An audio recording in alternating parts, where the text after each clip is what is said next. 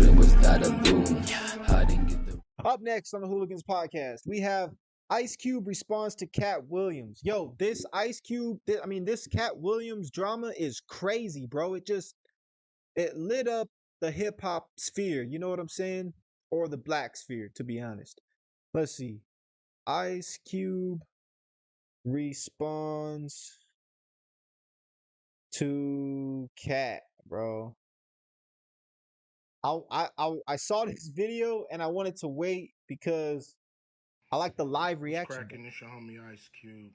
It's a 9-minute video. Just wanted to address a few things. It's a full-on podcast. Checking out the internet. My man Katt Williams. First of all, I just want to say, we should. Yeah. Awesome. I'm sorry. They hated on me, bro. They hating on me.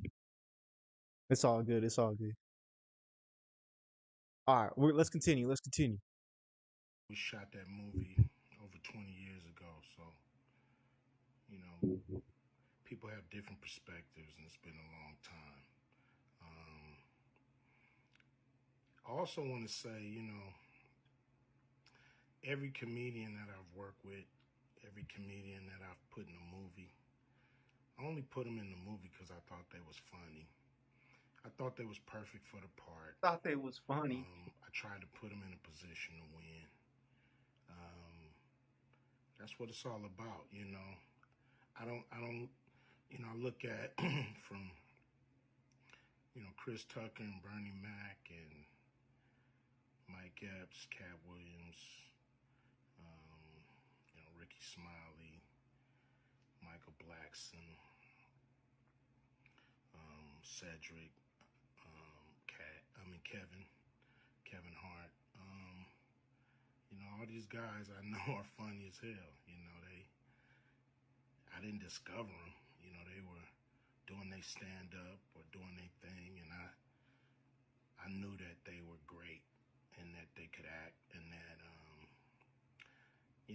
if I have an opportunity, I was going to give them an opportunity. To me, that's what it's all about. As far as specific things, Katt was 100 on a few things. Most of what he was saying, a couple things, That Katt was 100. When we bring in a new, comedian, we do have them try out for different roles. So Ricky did give Money Mike a shot, but when we saw so he said he did give Money Mike a shot, bro. Hey, we got to give Ricky Smiley some credit for that. But to say that he was gonna play it, that's a reach. That's a hard reach, man. Let's see. him, and we kind of saw how he moved and how he was, auditioning. We decided that he would be a better, Santa Claus, which was to me the perfect casting. When we saw Mike, damn, I call him Money Mike. When we saw Katt, when I saw him, I just knew that he was perfect for Money Mike. And Katt, said he wrote his role, which, the role was written, but he enhanced it. This is why Katt was so dope in the movie. Money Mike had a small role, about as big as the Santa Claus role, but when we start filming, he was giving us such magic that we kept expanding his role and giving him more to do because he was on point. I just want to say, this makes me want to freaking make a movie, bro. And I've already been wanting to make a movie. Sorry, guys. I'm trying to keep it down because, we at an undisclosed location. Security not too happy. All right. One sec, one sec.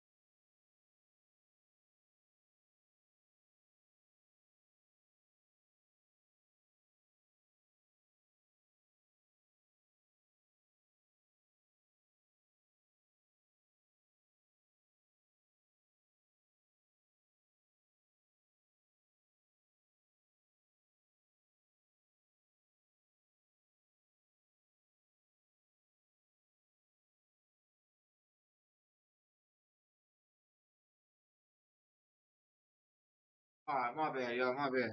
Let's get back to it. You know, when we shoot these movies, you know, for one, the scripts are fire, or they wouldn't even do it. The scripts are laugh out funny, but we shoot the script.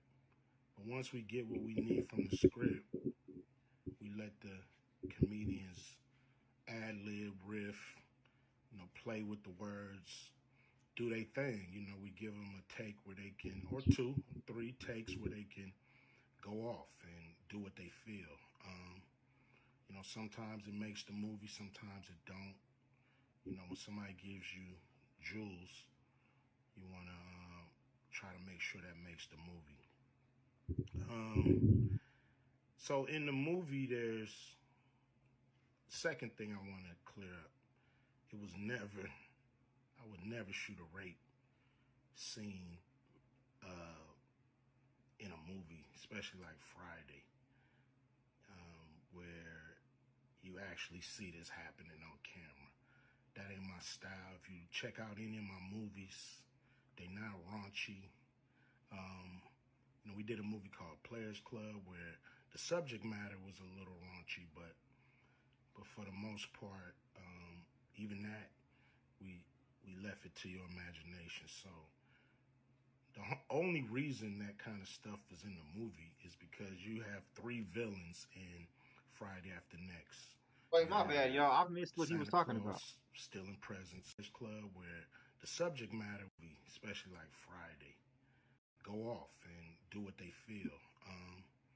You know, sometimes it makes the movie, sometimes it don't. You know, when somebody gives you jewels, you want to try to make sure that makes the movie. So in the movie, there's second thing I want to clear up. It was never, I would never shoot a rape scene in a There movie, it is. especially like Friday, where you actually see this happening on camera. That ain't my style. If you check out any of my movies, they not raunchy. You know, we did a movie called Players Club where the subject matter was a little raunchy, but for the most part, even that we left it to your imagination. So the only reason that kind of stuff is in the movie is because you have three villains in Friday After Next. You have Santa Claus Still in Presence. You have Damon, just got out of prison, sweating. Craig and Day for the rent money. And then you have Money Mike, you know, a pimp that treats his woman, you know, like a property. So Craig is always fighting the villains in the movie, you know, from the Joker brothers to Debo. And so we already had Craig fighting Santa Claus. And the only real way to get rid of the other two villains was to have them go against each other, and the plier joke was always in the script. You know, Hey, the plier scene was crazy, bro. The plier scene was it was crazy. never. Um, we would never ever show that. You know, that's not my style. If you look at any of my movies, um, so you know that was never a discussion. You know, we,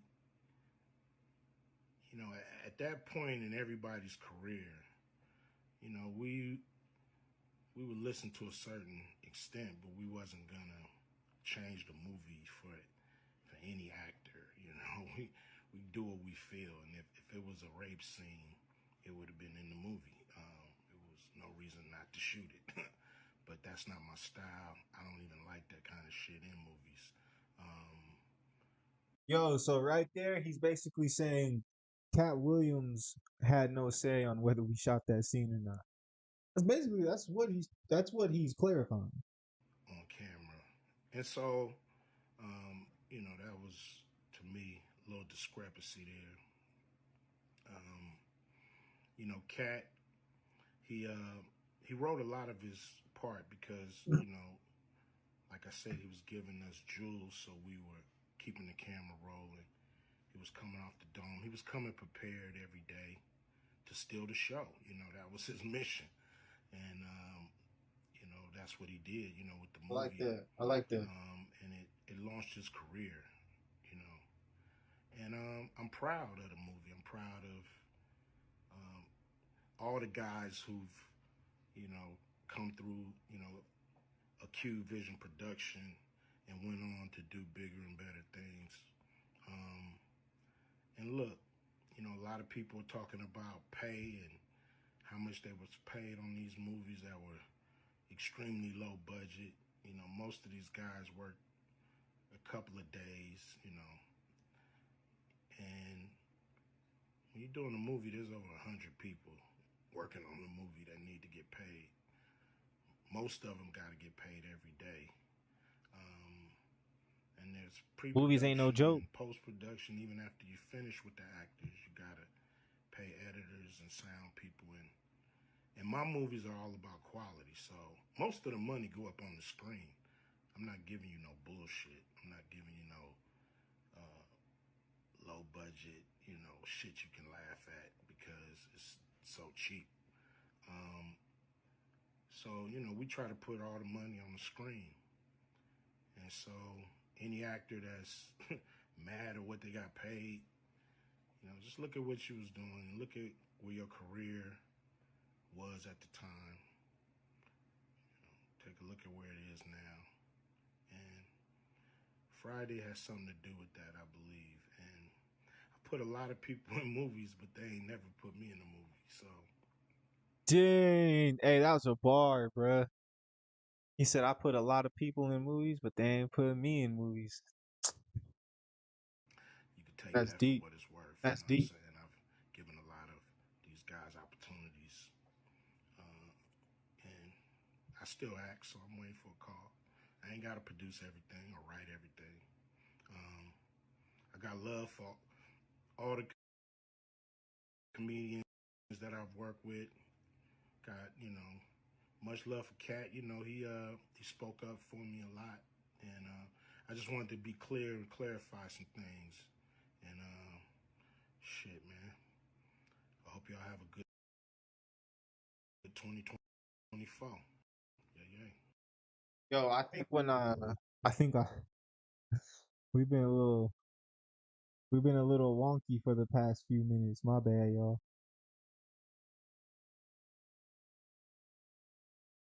Joan looked a little wonky.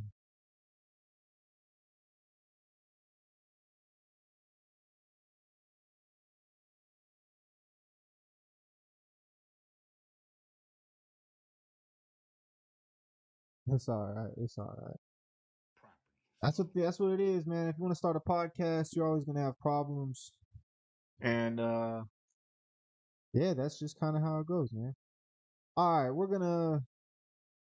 gonna jump from that to let's just see some of these Cat Williams responses, bro, because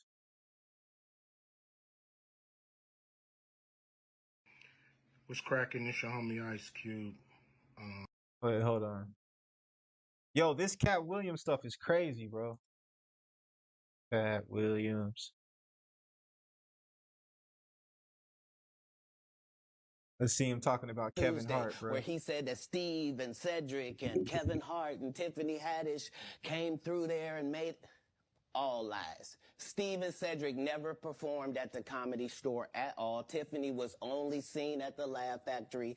In 15 years in Hollywood, no one in Hollywood has a memory of going to a sold-out Kevin Hart show, there being a line for him ever getting a standing ovation at any comedy club.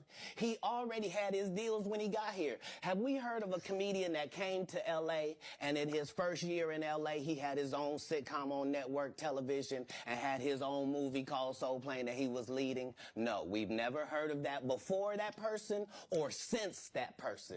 What do you think a plant is? What do you think a plant is? I don't know, man. What do you guys think, bro? I think Kevin Hart's funny as heck, but he has that industry vibe about him. But I mean, like, let's see, Katt Williams speaking on Kanye You're the West. one that put him in a position where he thought he was God and could call himself Jesus. And you're the one told a guy that writes musical lyrics that he was a genius. You're the one that's like, so what do you expect? The guy married a whore. Like, what?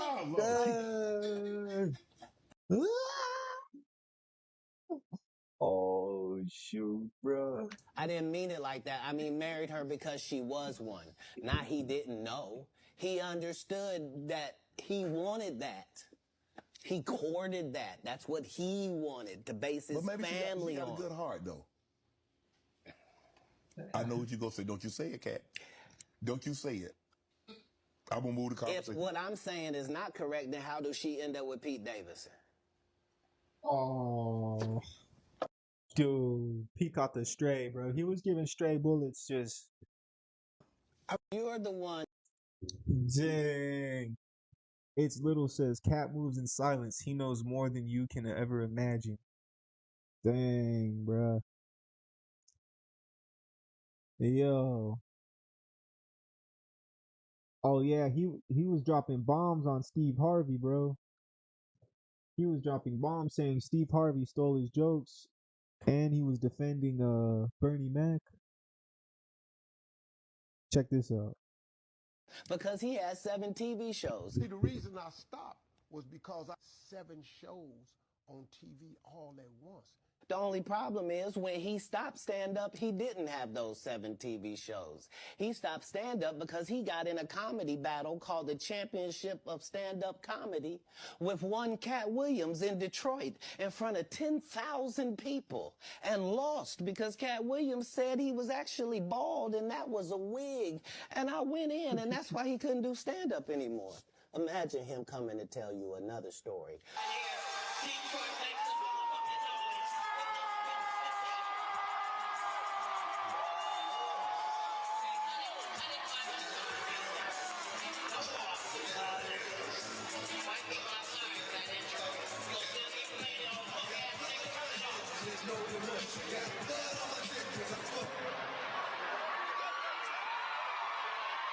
Please give it up for Steve Harvey one time. Give it up for Steve Harvey. He's an excellent comedian. One of the finest we've ever had. But he don't want no parts of this in any way, shape, form, or fashion. This is some other shit. I don't know why he came out here with all this money y'all spent on them motherfucking tickets and talked about a lady in the audience for 15 goddamn minutes. That nigga should have talked about me the way I've been to talk about his bitch man. I'm the wrong nigga to fucking win my court championship, my nigga. You did. You did. You see that nigga had to take off that lace front high top fade before he came out here to battle me, goddamn. I plays no motherfucking game, Steve. I'm a little nigga, I fight dirty. I'll fight dirty, bro. That's comedy, bro. Yeah, dude. What's he thinking about? He trying to copy off me and bring that ugly ass, sparkly ass tie out with a regular black suit like he was going to a funeral. Yours, nigga, yours.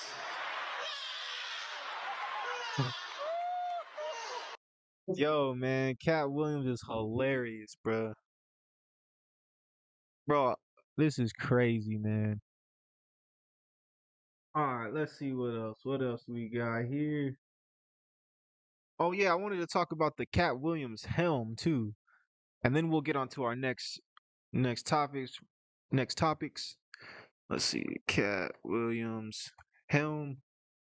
He has some like type of that necklace he's wearing is some type of like freaking medallion or some. You know, if you feel me. I have yet to see anybody discuss this piece that Katt Williams is wearing around his neck, which is called a helm. It's the same wheel that you see on side the ship, which is for protection. He knew what he was doing. Well, that's the freaking ship. Hey, this dude's a pirate, bro. So I'm still not done with this Katt situation. Reason being, this was a 3-hour video, 2.5 hours. It was a lot of detail in this video, a lot of things, people ain't picking up on. I just want to be here to explain and show you guys how to be intentional about whatever it is that you're doing. Because people that make it to the top, people that's successful, don't think by any chance stuff is just happening mistakenly, just out of nowhere for them. Some stuff do. When you in line and frequency with good habits and doing good things in line with your purpose and your mission and intentional about things, of course along the way things that happen where you like, dang, I ain't really mean for that to happen. But just like Tupac's video, Tupac Mama House, that I just recorded yesterday, got 500,000 views. I knew it would get views, but I didn't think it'd get 500,000 views. But most views I got on my page right now is almost 1 million views on a single video. And of course I got many videos with over 100,000 views. I just like recently, the past few months, like almost every video I'm dropping made this is video going by himself, viral. And it's by intent though. Nothing is by mistake. And anyways, I want to bring this to your attention. This necklace, this chain that Katt Williams have on is by intent. It's intentional. This man know what he doing. So check this out. You see that wheel? It look like a ship. If you ever been on a pirate ship, well, you ain't never been on one, but if you ever seen the movie The Pirate Ship, the big wheel or whatnot, that's exactly what it looked like. That's a helm. And let's look at exactly what this means. Now take a closer look so you won't say, oh, you reaching this, that, and third. This is exactly what this is. This guy, nothing was done by mistake. I'm talking about the timing for the interview, everything. Katt already knew he was about to break the internet. He already know he was about to recreate himself. He just been waiting for the perfect time. Shannon Sharp was trying to do this interview with Katt the whole 2022. He was talking about it with Chad Ochocinco. The whole 2022, Katt couldn't get up with him. Yo, I know Katt's looking like the freaking, like that guy. But can we just talk about that? Didn't he get in a fight with like a 13-year-old or something like that? Like didn't he get in a fight with like a 13-year-old kid? All right, let's go. That was a year straight. It's 2024 now. The end of 2023, that's when they made the video and broke the internet in 2024, right? So check this out. Him, that same exact symbol, right? Let me let you see it again. Same exact symbol that Katt has. Same symbol. Now let's see what it means. Come on, brother, get to it. So what is the meaning of the... I'm sorry, bro. This dude is wasted. Sorry, guys. What does the helm mean? Discuss this piece that Katt Williams is wearing around his neck. Good morning. Let's talk about it. I'm glad you said something because I didn't even catch that. I wondered why the piece caught my eye besides the size of it. And it was just the design, something about it. But now it makes more sense. This symbol right here, I think I've seen this somewhere. Hold this thought. The Wheel of Fortune Tarot. Oh, right? shoot. You know I had to go look at it though. Can we pause and admire the craftsmanship in this? Iced out. Not only has the dollar sign. It's the compass, it's the guide, it's the dark, it's the light. It's all 4 directions. It's the noble 8-fold path. It's the helm of awe. I think that's how they say it in Norse. Bro, hold on. With the ring bracelet to match. I mean, Oh, I got the ring and shout out bracelet. to Icebox. Oh, what? Y'all did the damn thing on that. Back to the rabbit hole though. So that looks kind of familiar, don't it? When I put a helm symbol, it brings the symbol up there. But then what did that look kind of like that Eye of Horus? I don't know, Buddy's hand, whatever that is. Thanos' glove. The Helm of Awe, or Helm of Terror, is an object in Norse mythology relating to the horde protected by the worm. Not even gonna pronounce. I'm not even gonna try. And subsequently the name of a modern Icelandic magical stave. In case you don't know, a stave is a wand. The purpose of this symbolic placing is not just because it looks cool. The protection that the Helm of Awe invokes, protection, isn't just physical in nature, you see. It's also a sign of dominance and conflict. And more than that, it represents the ability to cause fear in others and suppress the fear of one's own mind. Dude, that's the pirate Katt freaking Williams playing chess, way of y'all. life, bro. I got to thinking, I've seen this before when I was looking up. Yo This ho, the yo wheel represents ho, the Dharma, pirate's the life teachings for of the me. Buddha. In the center of the wheel are three swirls that represent the three jewels of Buddhism, which is the three different ways it's divided. The Buddha, which is the teacher, the Dharma, the teachings of the Buddha, and the Sangha, the community. So that would be Buddhist wheel of life. To Buddhists, existence is a cycle of life, death, rebirth, and suffering that they seek to escape altogether, which is the same as the Noble Eightfold Path. I'm telling you, everything is connected in this universe, y'all, if you pay attention to what is going on. The Buddhist teaching of the means of attaining nirvana through rightness of belief, resolve, speech, action, livelihood, effort, thought, and meditation. See Four Noble Truths, which I'm not even going to jump down that. But if you want to learn a little bit of a... Katt Williams knew what he was doing. Katt Anyways, Williams knew what he was doing. thanks for this. That's pretty crazy, man. I didn't know it got that deep, bro. I did not know it got that deep. All right, man. Let's get on to our next.